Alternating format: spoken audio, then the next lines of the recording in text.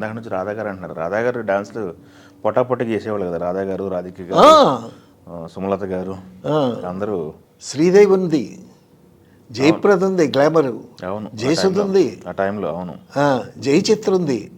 ఇంతమంది glamorous heroines ఉంటుండగా ఒక నల్ల పిల్ల తట్టుకొని నిలబట్టం అనేటటువంటిది మామూలు విషయమా? ఆ బిగినింగ్ సినిమాల్లో పెద్ద సీరియస్గా నాకేంటి నటనేంటి అని అన్నది, కానీ తర్వాత షీ టుక్ ది ప్రొఫెషన్ సీరియస్గా తీసుకుంది ఆ ప్రొఫెషన్ని. సో మదర్ కూడా ఎంకరేజ్ చేసింది.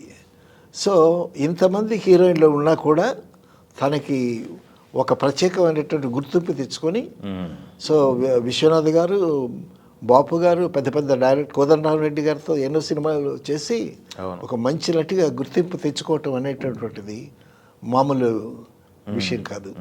సెట్లో కో ఆర్టిస్టులతో ఎలా ఉండేవాళ్ళు ఏంటి అనేది గుర్తున్నాయా? సరదా సన్నివేశాలు ఏమన్నా? సరదా సన్నివేశాలు అంటే మంచి సరదా సన్నివేశం మరోసారి చెప్పుకోవచ్చు.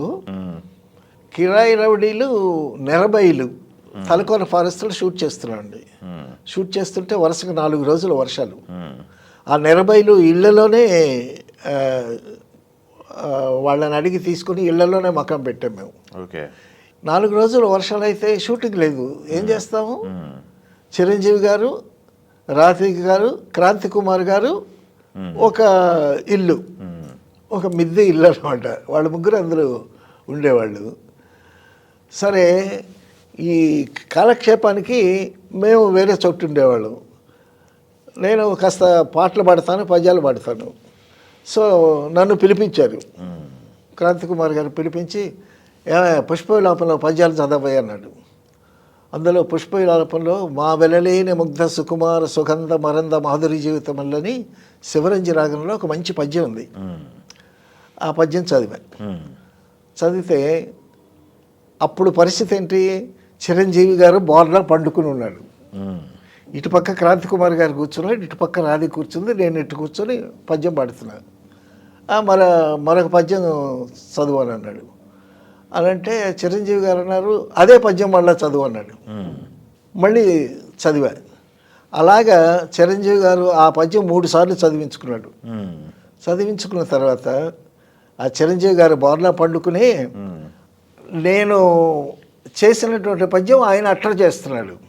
మా వెళ్ళలేని ముగ్ధ సుకుమార అని ఆయన పాడుతున్నాడు. ఇంతలోకి రాధిక లేచి ఆయన వీప్ మీద గుద్ది, నీ నటనే భరించలేకపోతున్నావు, నువ్వు పాట కూడా పాడతావా అని భలే ఆట పట్టించింది.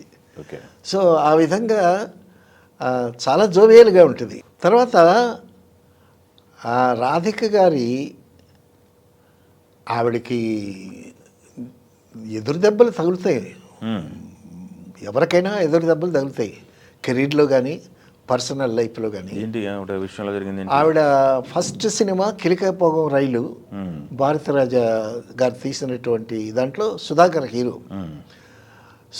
హీరో చాలా బాగుండేవాడు. ఆ కిలికైపోగం రైలు చాలా చాలా బ్రహ్మాండంగా ఆడింది.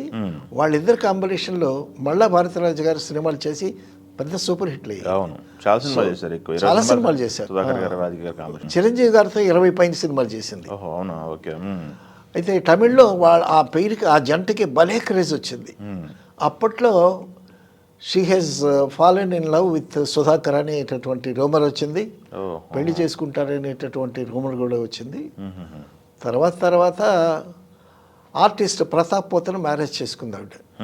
ప్రతాప్ పోతను మ్యారేజ్ చేసుకుని 1 year కూడా లేదు, 1 year లేకుండా విడాకులు తీసుకున్నారు. సో విడాకులు తీసుకున్న తర్వాత ఆవిడ కెరీరు అంటే పర్సనల్గా ఉన్నా కూడా కెరీర్ విషయంలో ఆవిడ చాలా డౌన్ఫాల్ అవ్వాలి. చాలా జాగ్రత్తగా ఉండి మళ్ళా తనని తాను బిల్డప్ చేసుకుని అటు తెలుగులో తమిళ్లో యాక్ట్ చేస్తూ అందరి హీరోల పక్కన యాక్ట్ చేసింది.